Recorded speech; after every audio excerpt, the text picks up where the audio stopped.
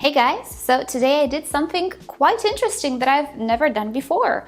I dropped almost an entire food can inside my aquarium right after I finished cleaning it, and I thought, well, 'tis an event, it needs filming. So how this happened. Sometimes when you unscrew the lids of these foods, sometimes you get a little bit of food.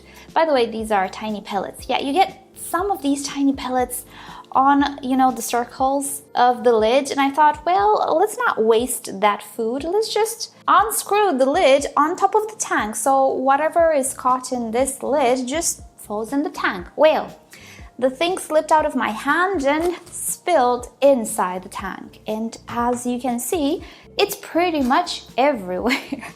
And to make things worse, what I actually did for an entire hour is do maintenance on this tank. Yes, I trimmed the plants, I cleaned the glass, and most importantly, I vacuumed the substrate. I vacuumed the heck out of the substrate because that's what I do once a week.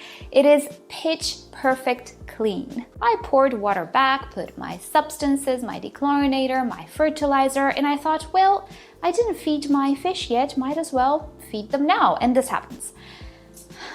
So what this means is that I will not have lunch right now because it's lunchtime. I will have lunch later, and I'm gonna clean this tank and I'm gonna show you how I'm gonna go about it. Right, so what I will use is one of these things. This is a pump that you can find at any pet shop. It's really, really affordable. And what I have mounted on it is a turkey baster. Before you get all excited, this is not my original idea. I actually saw this on, I believe, the 2-Hour Aquarist website, which is a pretty cool website. And the products I think are pretty cool, though I didn't use a lot of them. I'll link it to it down below. It's gargling. It still has water because I actually started to clean it, but then I thought, well, let's just film it. Let's show everybody what I can do.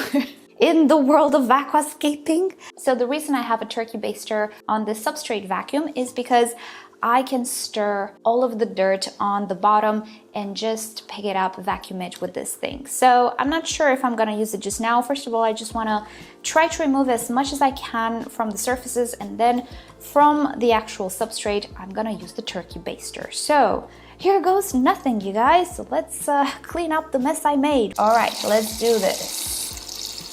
By the way, I have my finger on the end. So if by chance I vacuum a fish, I catch it. Also below me there is a bucket. So don't worry, the fishies are perfectly safe, but they're not safe if I leave all of this food in the tank. Imagine the ammonia spike I possibly will have. I need to monitor this for the next few days. So yeah, let's go ahead and vacuum. Hooray, the joy. That's what I want to do on a Sunday afternoon. Or noon, I didn't eat yet.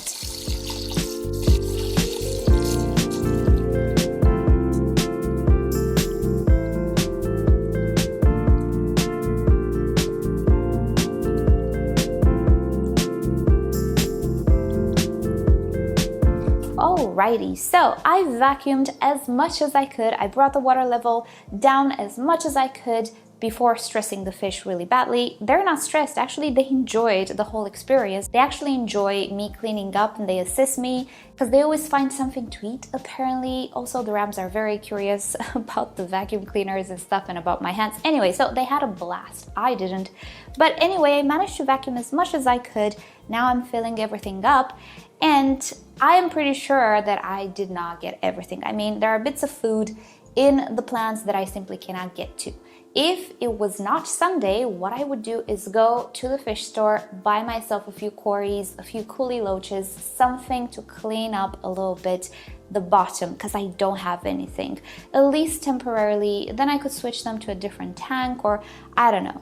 All I have are shrimps and hopefully they will do a good job, but for now I cannot go to the shop and buy something to help me out, but I would if I could. Second thing, next week I will do 3 water changes. I do believe I'll try to vacuum the gravel again, even though visually I don't see bits of food anymore. They're there and they will start to break down.